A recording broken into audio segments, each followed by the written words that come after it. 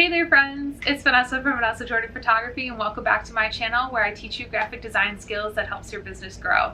Today on another episode of Social Media Bootcamp, I am teaching you how to design for social media. Whether it's a sale that you're having or you want to add text to a photo, I'm going to teach you the tips and tricks on how to be super successful on social media and things to think about when you are designing for social media and the different sizes. I mean, I look up the sizes all the time, so I don't remember them all the time, but this is a nice dive in to these tips and tricks. So without further ado, let's jump into it.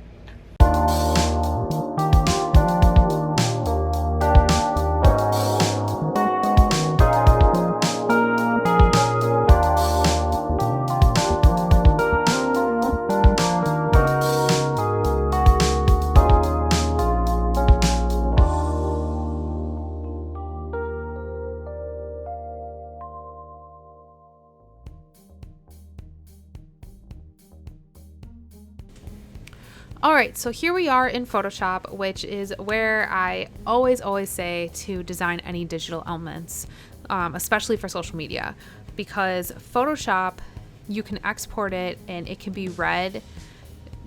It can completely be read by the different social media platforms, and it can be translated because Photoshop works in pixels, whereas the other platforms work in, it's not pixels, it's in picas. Picas are points, which isn't what we want. We want pixels. So, especially in web design, this is very crucial and important. So, I'm going to kind of dive in a little bit on designing different things for social media and what different things you want to keep in mind. So, a lot of people do Instagram ads or Facebook ads, and the size for that is 180 by 180 pixels, which I have right here. And what's great about Photoshop is that we can make artboards. So there's multiple artboards that you can have. So multiple different posts you can design at one time. So typically I like to design an Instagram ad and a Facebook ad at the same time, so then they can reflect the same type of design. So I'm just gonna leave it untitled for now. And you want to make sure it's selected RGB color because, like we've talked about before, RGB is for digital. And we're going to say create.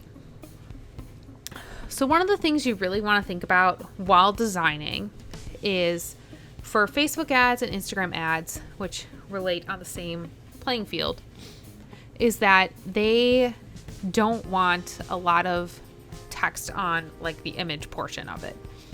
So you want to go by the rule of thumb of less is more.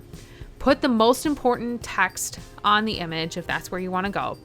And then everything else should be in the description. Because you want a powerful image to strike someone's attention and grab their attention and to captivate them to read the description and whatever it's about. So, for example, and also to remember, these are small. So if you keep in mind down here, this is 100%. If I were to zoom out, that's at 50%, which is about accurate to what it would look like on your phone. So if you zoom in here and you write something, let's write hello. See, that's really super small. And I know I spelled hello horribly wrong, but that's okay. I hate that. That's really super small. There we go. Fixed it. So that's really super small. So then if you can imagine on your phone, you couldn't even read it. So typically for digital elements, you want to have the point size much larger. So probably for like writing typical text would probably be 14. For anything like a header or something bold, you want to go 30, which in print that's huge, but in digital, it's not that much at all. It's about normal. So that's something that you really want to think about. Also, the other thing you want to think about is how it's going to be translated on both an Instagram post versus a Facebook post. Facebook is more horizontal, or can be more horizontal, whereas Instagram, I typically, for anything that I designed specifically for Instagram, I typically go the 1x1, the square route, because it's just easier and it can be viewed on every single platform or every single phone easily, just because that's what Instagram is configured as, can be for the 1x1 square. So let's say this is our design. It's going to say hello. It's super simple. I know, super design worthy. And we're going to export it. So we'll go to export and then save for web.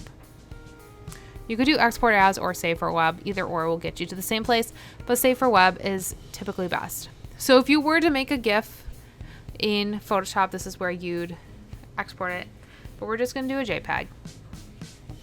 And everything looks correct and it's high quality and it looks all good. Okay, so then we're gonna save, and then I'll just save it on my desktop for now. And that's how you'll export it for web. So it's automatically calibrated and ready to go, and then you can upload it to Planoly or wherever you use your platform to help you plan for posting and stuff. I want to thank you guys so much for watching. Make sure you head to the link in the description to join my education Facebook group, where we continue the conversation from this video on to many, many more conversations that will help you in your business.